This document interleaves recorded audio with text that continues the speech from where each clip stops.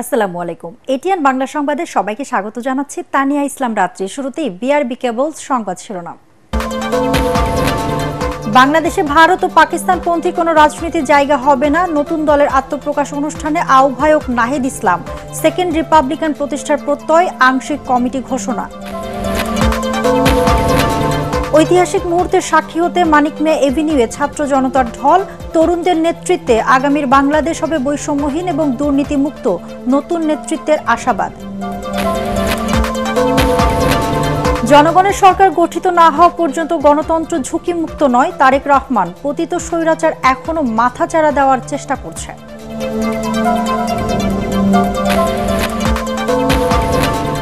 পর্দা নামলো মাসব্যাপী অমর ২১ বই মেলার। গত বছরের তুলনায় এবার বিক্রি অনেক কম। শেষ দিনে ছিল পাঠক দর্শনার্থীদের উপচে পড়া ভিড়।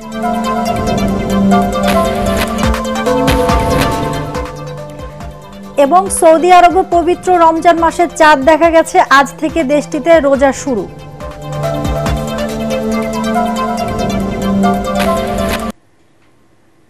শুনছিলেন বিআরবি কেবল সংবাদ শিরোনাম, এবার বিস্তারিত। বাংলাদেশে ভারত ও পাকিস্তানপন্থী কোনো রাজনীতির জায়গা হবে না বলে মন্তব্য করেছেন জাতীয় নাগরিক কমিটির আহ্বায়ক নাহিদ ইসলাম। এ সময় দেশের মানুষের স্বার্থকে সামনে রেখে রাষ্ট্র বিনির্মাণের প্রত্যয় ব্যক্ত করেন তিনি। রাজধানীর মানিক মিয়া এভিনিউতে লাখো জনতার জমায়েতে নতুন এই দলের আত্মপ্রকাশ অনুষ্ঠানে ১৫১ সদস্যের আংশিক কমিটি ঘোষণা করা হয়। দলের সদস্য সচিব আখতার হোসেন ও মুখ্য সংগঠক হয়েছেন হাসনাত আবদুল্লাহ এবং সার্জিস আলম। ব্যক্তি এবং দলীয় স্বার্থে নয়, গণতান্ত্রিক সমতা ভিত্তিক ও গণমানুষের কথা বলার দল হবে জাতীয় নাগরিক পার্টি, এমন প্রত্যাশা নতুন নেতৃত্বের। রিপোর্ট করেছেন আদ্দিন সজীব, ক্যামেরায় ছিলেন এহসানুল গনি সজল।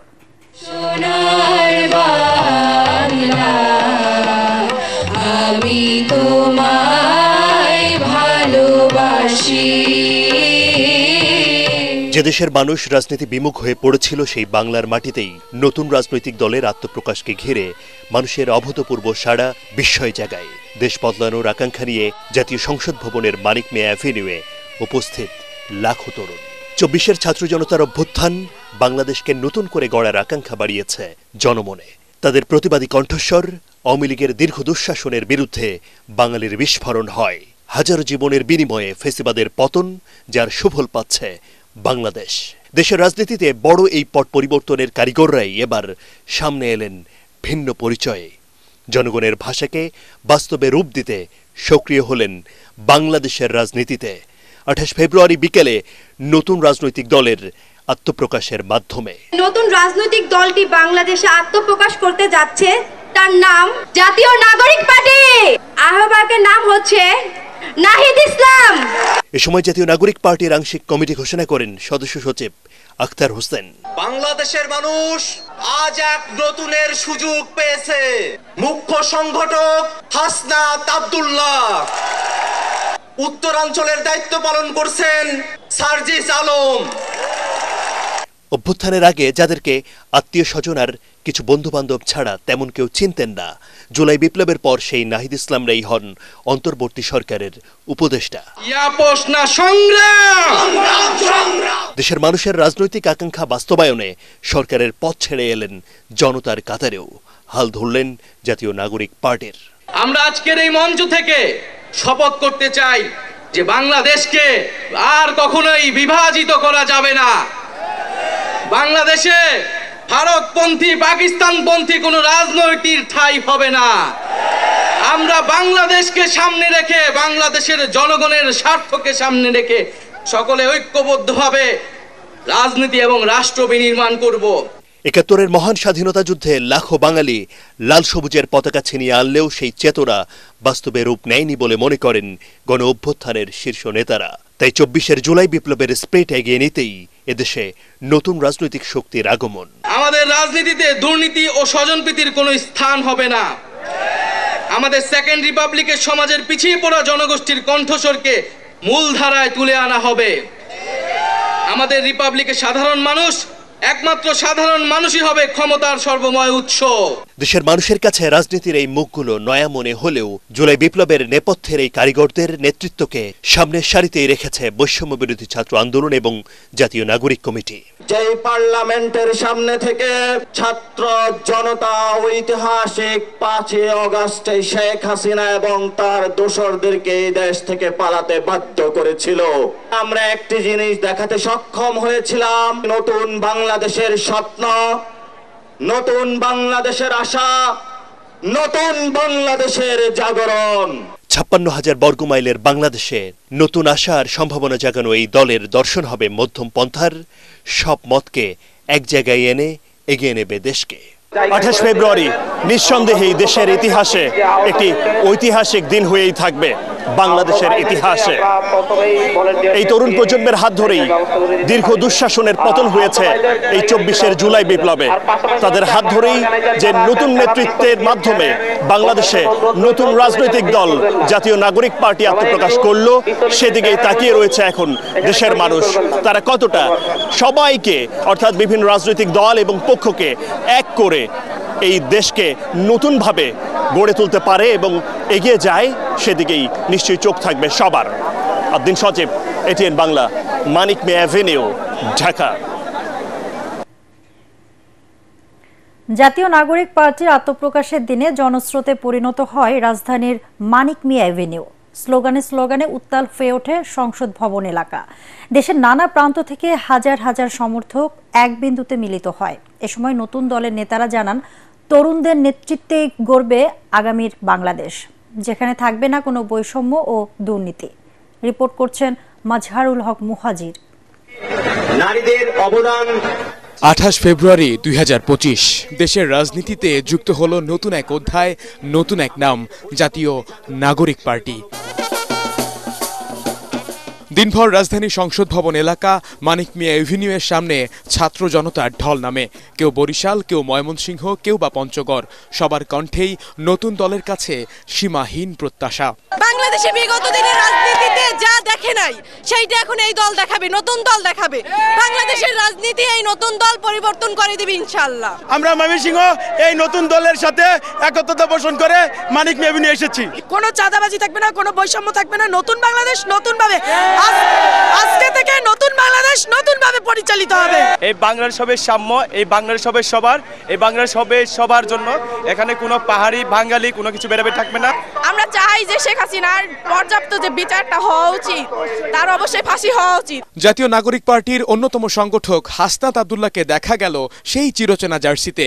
বললেন, আগামীতে তরুণদের নেতৃত্বই দেশকে চাঁদাবাজ মুক্ত করবে।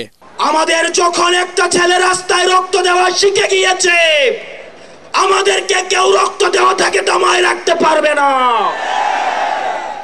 সুতরাং আমরা স্পষ্ট ভাষায় বলতে চাই, আমাদের প্রবীণ রাজনীতিবিদ যারা রয়েছে তাদের অভিজ্ঞতা এবং তরুণদের তেজদীপ্ত এবং অকুত ভয় যে নেচার রয়েছে, সেটার মিথস্ক্রিয়ায় আমরা পরবর্তী বাংলাদেশ বিনির্মাণ করব। বাংলাদেশে আজ নতুন এক সূর্যোদয় হবে এমন কথা জানিয়ে দলের শীর্ষ নেতারা বলেন, আগামীর বাংলাদেশ হবে গণতন্ত্রের বাংলাদেশ। এটাই দেশবাসীর প্রতি আমাদের প্রতিশ্রুতি। আমাদের নতুন রাজনৈতিক দল এজন্য প্রয়োজন, কারণ বাংলাদেশের মাটি ও মানুষের কথা বলার কোন রাজনৈতিক দল এই মুহূর্তে বাংলাদেশের মাটিতে নাই। আমরা আমাদের নতুন দলের পক্ষ থেকে কথা দিচ্ছি, আগামীর বাংলাদেশ গণতন্ত্রের বাংলাদেশ হবে। আগামীর বাংলাদেশে তরুণরা নেতৃত্ব দিয়ে চাঁদাবাজ দখলদার মুক্ত বাংলাদেশ কায়েম করবে করবে করবে। আমরা রাজনীতি করতে আসিনি ক্ষমতা দখলের জন্য, আমরা রাজনীতি করতে এসেছি জনগণের ক্ষমতা জনগণকে ফেরত দেবার জন্য। যেটা দেশের জন্য, দেশের মানুষের জন্য মঙ্গলকর, আমরা সবাই যেন সেটাতে ঐক্যবদ্ধ হতে পারি। আমরা বিশ্বাস করি আমাদের এই রাজনৈতিক দলগুলোর মধ্যে যদি এই মিউচুয়াল রেসপেক্টটা থাকে, আগামীর বাংলাদেশ হবে অপ্রতিরোধ্য বাংলাদেশ। এই অনুষ্ঠানে অংশ নিতে দেশের বিভিন্ন জেলার নেতাকর্মীরা উপস্থিত হন। দুপুর থেকে ছোট ছোট মিছিলে বিভিন্ন জেলা, উপজেলা, কলেজ ও বিশ্ববিদ্যালয়ের শিক্ষার্থীরা জড়ো হতে থাকেন সংসদ ভবনের সামনে সড়কে। বেলা গড়ানোর সাথে সাথে বাড়তে থাকে মিছিলের স্রোত। এক পর্যায়ে তা রূপ নেয় জনসমুদ্রে। চব্বিশের জুলাই থেকে 25 ফেব্রুয়ারি এভাবেই সবাই একত্রিত হয়েছিল একটি ফ্যাসিবাদ বিরোধী আন্দোলনে। সেই ফ্যাসিবাদ বিরোধী আন্দোলনে যারা সম্মুখ সারি থেকে নেতৃত্ব দিয়েছিলেন তাদের নেতৃত্বে আজ নতুন একটি দলের আত্মপ্রকাশ। সকলের প্রত্যাশা অতীতের সব ভুল শুধরে তরুণ প্রজন্ম এই নতুন দলকে রাজনৈতিক আদর্শ হিসেবেই মেনে নেবে। যে রাজনৈতিক দলে থাকবে না কোনো বৈষম্য, যে রাজনৈতিক দলে থাকবে না কোনো লেজর ভিত্তি। মাসারুল হক মুহাজির, ATN বাংলা, ঢাকা।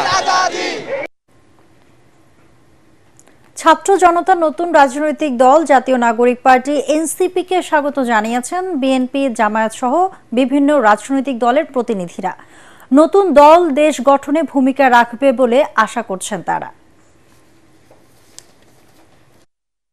বুক ভরে তাদের কথা বলতে পারবে, তারা তাদের আলাপ আলোচনা করতে পারবে, বক্তব্য রাখতে পারবে, সভা সমাবেশ করতে পারবে, রাজনৈতিক দল এবং সংগঠন করতে পারবে।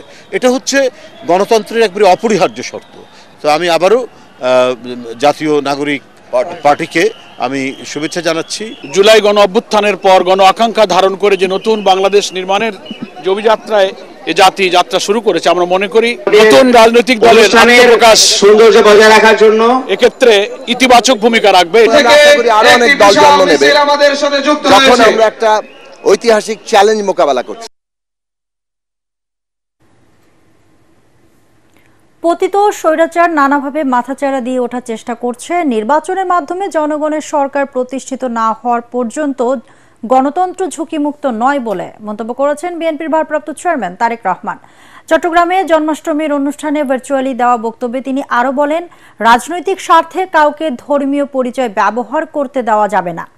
সম অধিকারের নিরাপদ বাংলাদেশ গড়ে তুলতে আগামী জাতীয় নির্বাচনে সবার সমর্থন চান তারেক রহমান।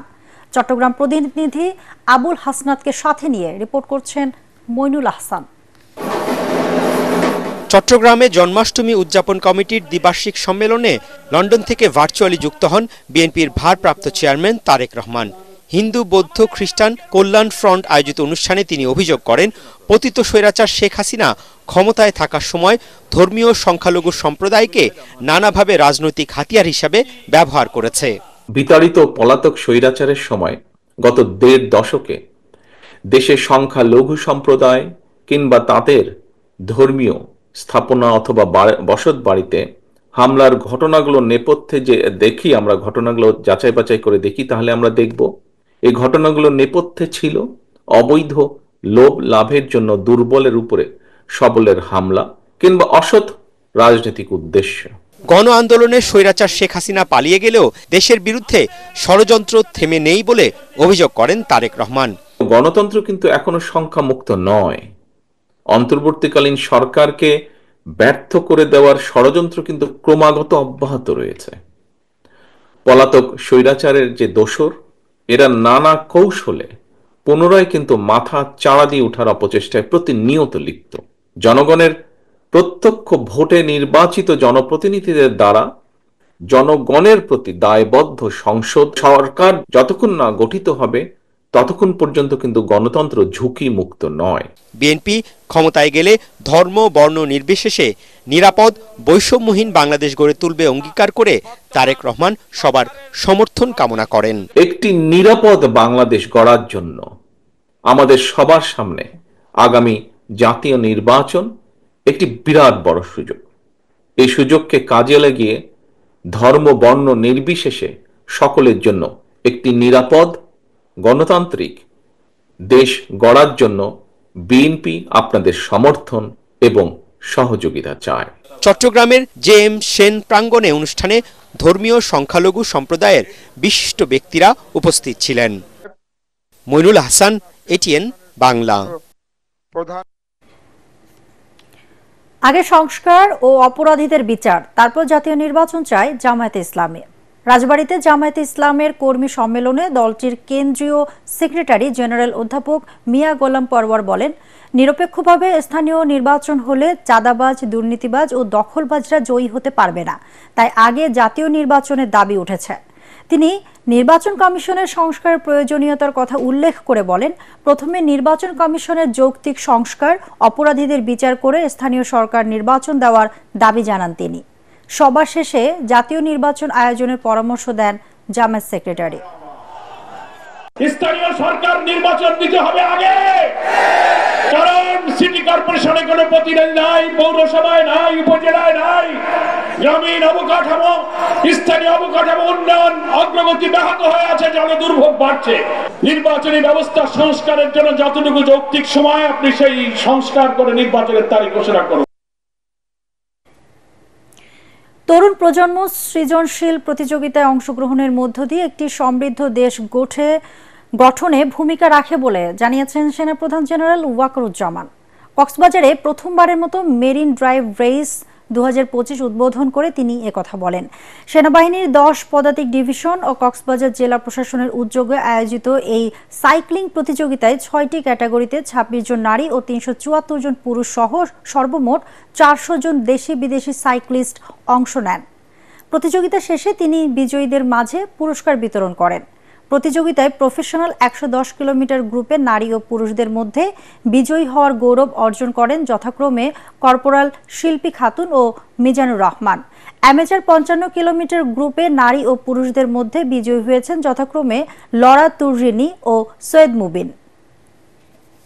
বাংলাদেশে চাই আমাদের ইয়াং জেনারেশন প্রতিনিয়ত এই ফিজিক্যাল অ্যাক্টিভিটিসে যেন জড়িত থাকে। এটা দেশ এবং জাতি গঠনে, সুস্থ একটা জাতি গঠনে একটা গুরুত্বপূর্ণ ভূমিকা পালন করবে। আমরা বিভিন্ন জেলা শহরগুলোতেও এই ধরনের প্রতিযোগিতার আমরা আয়োজন করব। পর্দা নামলো মাসব্যাপী অমর 21 বইমেলার। শেষ দিনে ছিল পাঠক দর্শনার্থীদের উপচে পড়া ভিড়। গতবারের চেয়ে এবার কমেছে বই প্রকাশের সংখ্যা। কেউ বলছেন গত বছরের তুলনায় বিক্রি এবার প্রায় অর্ধেক, তবে নির্দিষ্ট সংখ্যক কিছু বই বেশি বিক্রি হয়েছে। ক্রেতারা বলছেন পাঠক প্রিয় বইয়ের সংখ্যা দিন দিন কমছে। আরো জানাচ্ছেন ইয়াসিন রানা। গণঅভ্যুত্থানের পর এবার ভিন্ন আমেজে আয়োজিত হয় অমর 21 বইমেলা। কিছুটা ঘাটতি, দু একটি অপ্রীতিকর ঘটনা ঘটলেও সুন্দরভাবে শেষ হয়েছে প্রাণের এই আয়োজন। এবার বইমেলায় মোট বই প্রকাশ পেয়েছে ৩,২৯৯টি, যা গত বছর ছিল ৩,৭৫১টি। তবে পাঠকদের আকৃষ্ট করার মতো বই কম প্রকাশ পাওয়ায় বিক্রি কম এবার। কোনো একজন প্রকাশক বলতে পারবে না যে আপনার এই বইটা করে আমি লসে আছি। তো ভালো বই হলে, কন্টেন্ট ভালো হলে সেটা পাঠক কিন্তু পড়ে, কিনে। এবং আমি পাঠকের কাছ থেকে বেশ ভালো ফিডব্যাক পাই। তারা বলে যে আপনার ওই বইটা পড়ে কিন্তু আমার জীবন চেঞ্জ হয়ে যাচ্ছে। যেহেতু আমি বেশ কিছু মোটিভেশনাল বই নিজে লিখেছি, পড়েছি, অনুবাদ করেছি, তো বই যে মানুষকে আলোকিত করে আমি এই ফিডব্যাকটা কিন্তু পাই। সেরকম একটা বিক্রিবাটা এবার কারোরই আমার জানা মতে নেই, কারণ এবার মানে ভিড় বেশি, কিন্তু প্রকৃত যারা পাঠক তারা নাই। কিছু কিছু পাঠক আছেন যারা সেলিব্রিটি লেখক, যারা হচ্ছে সেলিব্রিটি পার্সন, তাদের সাথে ছবি তুলতে আসে অথবা তাদের বই নিয়ে তাদেরকে খুশি করার জন্য বই কিনে। শেষ দিনে ছিল পাঠক দর্শনার্থীদের উপচে পড়া ভিড়। মাসব্যাপী যেসব বই প্রকাশ পেয়েছে তার তালিকা ধরে বই কিনেছেন অনেকেই। গল্পের বই কিনলাম আজকে, গল্প খুব ভালো লাগলো। আগে থেকে ডিসাইড করে আসছিলাম কোন কোন বইগুলো কিনবো, তো এজন্য বেশি ঘুরতে হয় নাই, জাস্ট এসে নিয়ে নিয়েছি। এদিকে শেষ দিন শুক্রবারে শিশু প্রহরেও ছিল হইচই, আনন্দ উল্লাস। বাবা মা ও বন্ধুদের সঙ্গে মেতে ওঠে শিশুরা। পার্পল, ব্লু, গ্রিন বই কিনতে এসেছি। তোমার কোনো পছন্দের বই আছে? হ্যাঁ, ওটার নাম ডেফোডিল। আমি অনেক ধরনেরই বই কিনেছি। আমার ভূতের বই পড়তে ভালো লাগে। মেলার শেষ দিনে বই বিক্রি ভালো হলেও মোটা দাগে খুশি নন প্রকাশকরা। আগামীতে পাঠক চাহিদার আলোকে বই নিয়ে হাজির হবার কথা ভাবছেন তারা। এবারের মতো শেষ হলো প্রাণের 21 বইমেলা। গণঅভ্যুত্থানের পর বইমেলায় বই প্রকাশের ধরন এসেছে কিছুটা পরিবর্তন। বইমেলায় এবারও প্রকাশকদের বই বিক্রিতে হতাশা আর পাঠকদের গুণগত বই না পাওয়ার ক্ষেত্রে রয়েছে অভিযোগ। তবে মাসব্যাপী অমর 21 বইমেলা পাঠকদের জ্ঞানের পিপাসা মেটাবে, এমনটাই প্রত্যাশা সকলের। ইয়াসিন রানা, অমর 21 বইমেলা, ঢাকা। সৌদি আরব সহ মধ্যপ্রাচ্যের বিভিন্ন দেশের আকাশে পবিত্র রমজান মাসের চাঁদ দেখা গেছে। আজ থেকে মধ্যপ্রাচ্যে শুরু হচ্ছে সিয়াম সাধনার মাস পবিত্র মাহে রমজান। সৌদি আরবে চাঁদ দেখা কমিটি জানায়, আকাশে শুক্রবার রমজান মাসে চাঁদ দেখা যাওয়ার ফলে 29 দিনে শেষ হলো শাবান মাস। এদিকে চাঁদ দেখার ঘোষণা আসার পরে মধ্যপ্রাচ্যে আনন্দের ঝড় বয়ে যায়। শুক্রবার এশার নামাজের পর মক্কায় পবিত্র কাবা ঘর এবং মদিনায় মসজিদে নববীতে সবচেয়ে বড় তারাবির নামাজের আয়োজন করা হয়। বণিক বার্তা ও বিআইডিএস এর যৌথ উদ্যোগে সপ্তমবারের মতো অনুষ্ঠিত হলো গুণীজন সংবর্ধনা। এবারের আসরে প্রথমবারের মতো প্রদান করা মরণোত্তর সম্মানে ভূষিত হয়েছেন প্রয়াত অর্থমন্ত্রী এম সাইফুর রহমান।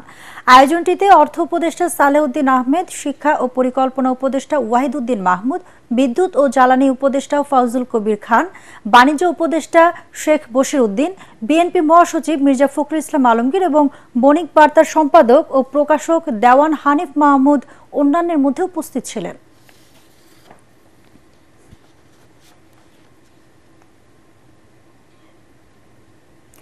উৎসব আর উদ্দীপনায় শেষ হলো পদার্থবিজ্ঞানে জাতীয় পর্যায়ের সর্বোচ্চ প্রতিযোগিতা বাংলাদেশ ফিজিক্স অলিম্পিয়াড। সারা দেশ থেকে 10,000-এরও বেশি প্রতিযোগী এবার অংশ নেন। আয়োজকরা বলেন, এখান থেকে সেরা 5 জনকে পাঠানো হবে আন্তর্জাতিক ফিজিক্স অলিম্পিয়াডে। রিপোর্ট করছেন এসএম আশরাফ। কথায় বলে পদার্থবিজ্ঞান হলো সব বিজ্ঞানের জনক। অনুষ্ঠানে আগত জ্ঞানীগুণী অতিথিরাও তাই জানালেন। এমন অনেক শিক্ষার্থী আছেন যাদের ধ্যান জ্ঞান এই বিষয়টি। তারা নিজেদের শ্রেষ্ঠত্ব প্রমাণে নানা পরীক্ষা উতরে জায়গা করে নিলেন বাছাই পর্বে। এখান থেকেই অলিম্পিয়াড কমিটি দেশের বাইরে পাঠাবেন সেরাদের। ক্যাম্প থেকে 5 জনকে ফ্রান্সে পাঠাবো ইন্টারন্যাশনাল ফিজিক্স অলিম্পিয়াড অ্যাটেন্ড করতে, আর 8 জন যাবে সৌদি আরবে এশিয়ান ফিজিক্স অলিম্পিয়াড, 5 জন যাবে বুলগেরিয়া। প্রধান উপদেষ্টার বিশেষ সহকারী প্রফেসর ডক্টর মোহাম্মদ আমিনুল ইসলাম বলেন, দেশ কি দিয়েছে তা না ভেবে দেশকে আপনারা কি দিয়েছেন তা ভাবতে হবে। এবং তরুণরা, তোমরা শিশু এবং কিশোররা, তোমরা একটা জিনিস শুনে রাখো, দেশ তোমাদের জন্য অনেক কিছু দিয়েছে, তোমার দেশের জন্য কিছু করার পালা। You will have to have love for the country. Love for the country is the best love. তোমরা যেখানে যে অবস্থানে আছো সেখানে তোমাদের সাধ্যমতো তোমরা কাজ করো। বাংলাদেশে 2011 থেকে শুরু হয় এই প্রতিযোগিতা। এখনো পর্যন্ত আন্তর্জাতিক পর্যায়ে একাধিক রৌপ্য ও ব্রোঞ্জ পদক জিতেছে লাল সবুজ দলের প্রতিনিধিরা। SM Ashraf, ATN Bangla, Dhaka. রাজধানীতে প্রথমবারের মতো উদযাপিত হলো বগুড়াবাসীদের মিলন মেলা বগুড়া ফেস্ট। বনানীর বি ব্লক মাঠে এই উৎসবের আয়োজন করে Bogura media and cultural society. দিনব্যাপী আয়োজনের মূল আকর্ষণ ছিল বগুড়ার ঐতিহ্য আলুঘাটি আর দই। এছাড়াও জেলার কৃষ্টি, খাবার, সংস্কৃতিতে জমে ওঠে এই উৎসব। পরে দেশের সাংস্কৃতিক এবং গণমাধ্যমের বিভিন্ন অঙ্গনে অবদানের স্বীকৃতি স্বরূপ বগুড়ার 10 জন গুণী মানুষকে সংবর্ধনা দেওয়া হয়।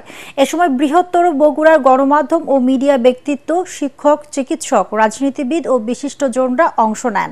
সবশেষে সঙ্গীতশিল্পী খুরশিদ আলম কনকচাপার সঙ্গীত পরিবেশনার মধ্য দিয়ে শেষ হয় এই আয়োজন। এবারে বারটেক্স খেলার খবর।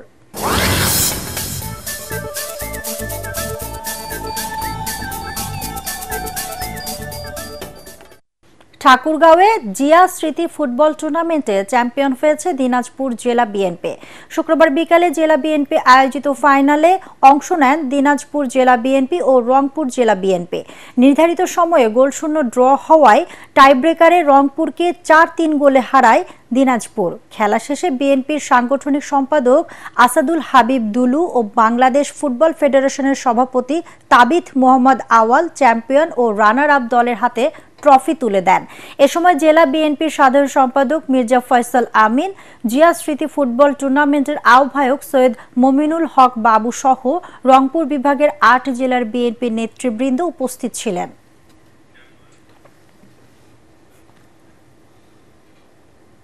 শেষ করার আগে বিআরবি কেবল সংবাদ শিরোনাম আরেকবার। বাংলাদেশে ভারত ও পাকিস্তানপন্থী কোনো রাজনীতির জায়গা হবে না, নতুন দলের আত্মপ্রকাশ অনুষ্ঠানে আহ্বায়ক নাহিদ ইসলাম। সেকেন্ড রিপাবলিক প্রতিষ্ঠার প্রত্যয়, আংশিক কমিটি ঘোষণা। ঐতিহাসিক মুহূর্তের সাক্ষী হতে মানিক মিয়া এভিনিউয়ে ছাত্র জনতার ঢল। তরুণদের নেতৃত্বে আগামীর বাংলাদেশ হবে বৈষম্যহীন এবং দুর্নীতিমুক্ত নতুন নেতৃত্বের আশাবাদ। জনগণের সরকার গঠিত না হওয়া পর্যন্ত গণতন্ত্র ঝুঁকিমুক্ত নয়। তারেক রহমান, পতিত স্বৈরাচার এখনো মাথাচাড়া দেওয়ার চেষ্টা করছে। পর্দা নামলো মাসব্যাপী অমর 21 বই মেলার। গত বছরের তুলনায় এবার বিক্রি অনেক কম। শেষ দিনে ছিল পাঠক দর্শনার্থীদের উপচে পড়া ভিড়। এবং সৌদি আরবে পবিত্র রমজান মাসের চাঁদ দেখা গেছে। আজ থেকে দেশটিতে রোজা শুরু।